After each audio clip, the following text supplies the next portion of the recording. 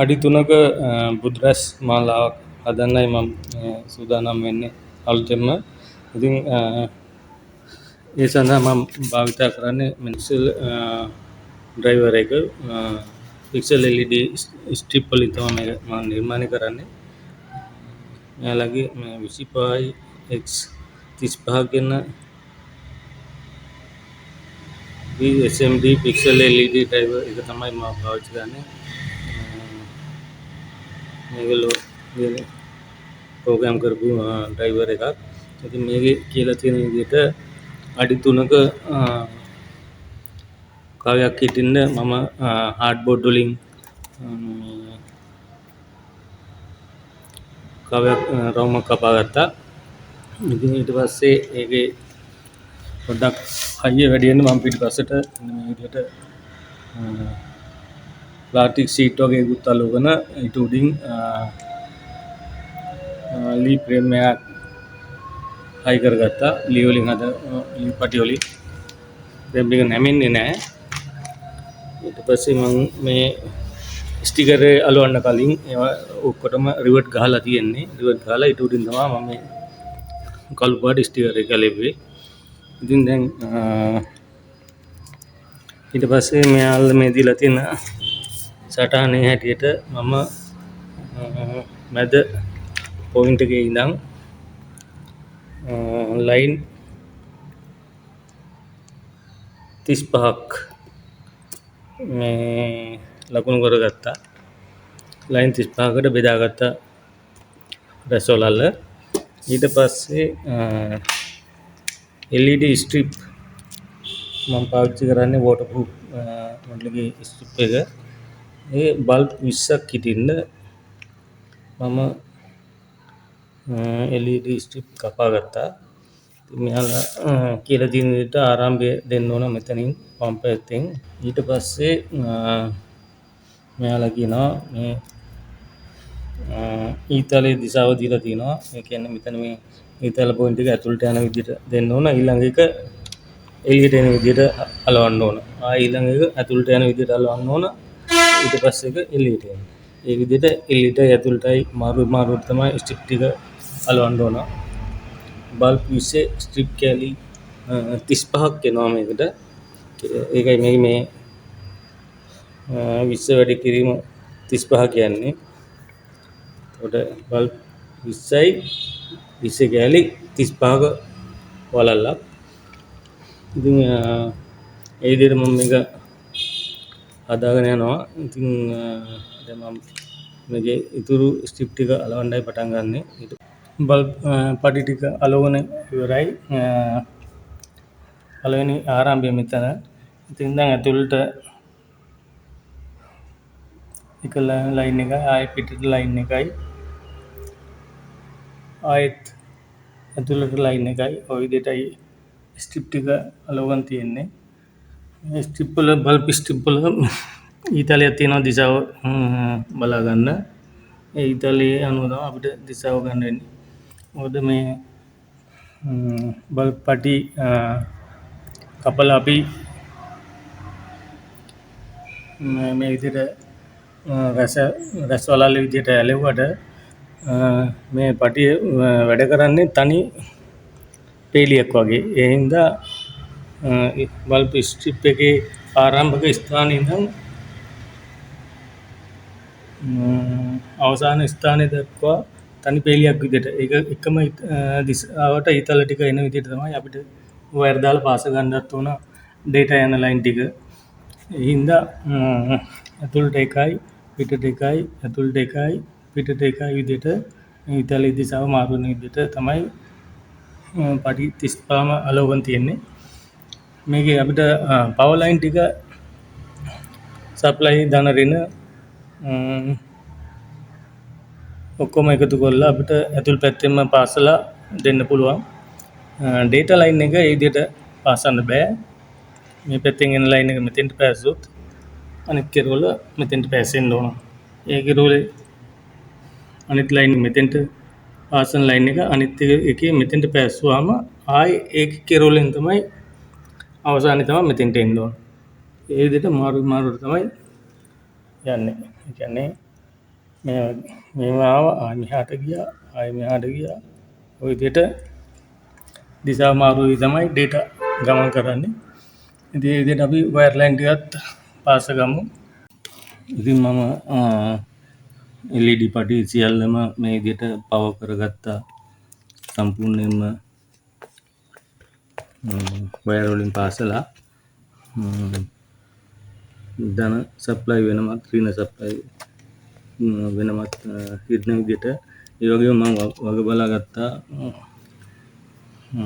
LED පටි 7-8ක් set එකක් විදිහට ආයෙ 7-8ක් සෙට් එකක් විදිහට තවත් 8ක් සෙට් එකක් වගේ සෙට් 4කට විතර මේක බෙදාගෙන පවර් ලයින් දීලා ඒ ඔක්කොම වෙන වෙනම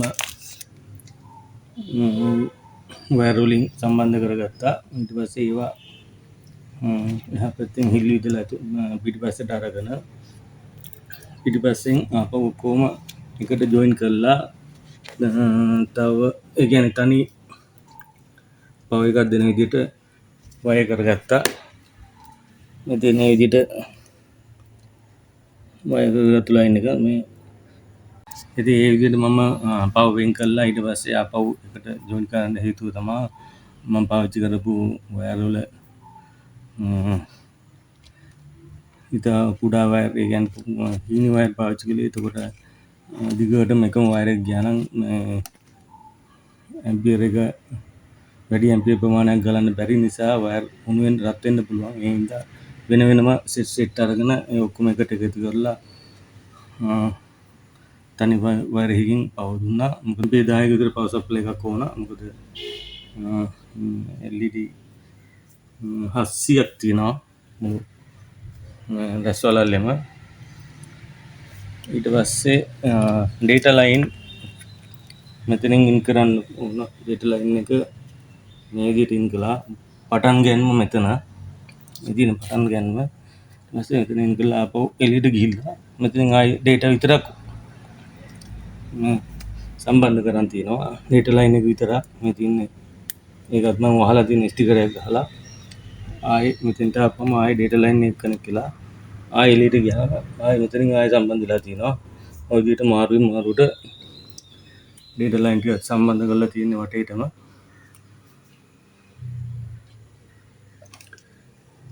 ඒ ඔක්කොම වැහෙන්න මම ස්ටිකරයක් ගහගත්තා. මේ තියෙන්නේ ඇතුලේ සම්පූර්ණ වැහෙන්න වටේ වැහෙන්න ස්ටිකරයක් ගහුවා. මේ විදිහට දැන් වටේට මේ වගේ වයර් ගැලවෙනවට මම ගම් හොට් ග්ලූ දාලා වහලා දැම්මා. හොට් ග්ලූ අල්ලලා තියෙන්නේ. වයර් ගැලවෙන්නේ නැහැ දැන්. ඉතින් මේ විදිහට මම මේක කම්ප්ලීට් කරගත්තා. මේකේ වයරින් එක වැහෙන්න මම කොලයක් දාලා වහලා තියෙනවා මේ ෆ්ලෙක්සිබල් සීට් එකක්. ඉතින් වටේටත් මම ස්ටිකරයක් ගැහුවා මේ වයර් ටික පේන එක ලක්වන්න වැහෙන්න. මේකට අපි පවර් දීලා බලමු කොහොමද කියලා. ඇම්පියර් 10ක පවර් සප්ලයි එකක් ඕන. ඊළඟට මගේ පිටිපස්සේ මම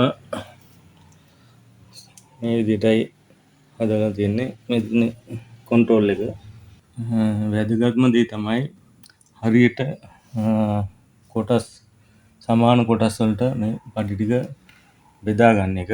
මේ විදිහට මොකද ඩිසයින් එකක් යනකොට ඒ පටි හරියට බෙදාගෙන තිබෙන්නේ නැත්නම් ඒ හරියම ප්‍රමාණ වලට ඩිසයින් එක ඇද වෙලා තමයි පේන්නේ. ඉතින් එහෙම පේන්නේ නැහැ. මේ ඩිසයින් එක හරියට පේනවා. මේ විදිහට පටි අතර දුර සමානව තියාගෙන බෙදාගත්තොත්. ඒවා වෙනස් වුණොත් ඩිසයින් ඔක්කොම ඇද වෙලා තමයි ඩිස්ප්ලේ වෙන්නේ. අපි මේකට පවර් දීලා බලමු. පවර් කනෙක්ට් කළා 5 volts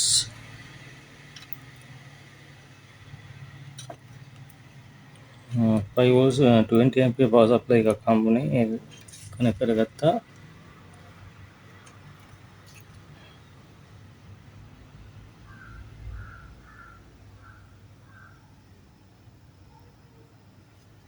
අපි ඉතින් රැස්වල පව දීලා බලමු. තාම මම පව දුන්නේ නැහැ. වයර් කනෙක්ට් කරා විතරයි.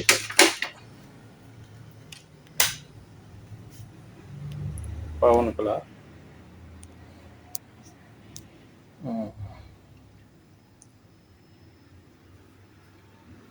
රැස්වල වැඩ කරනවා.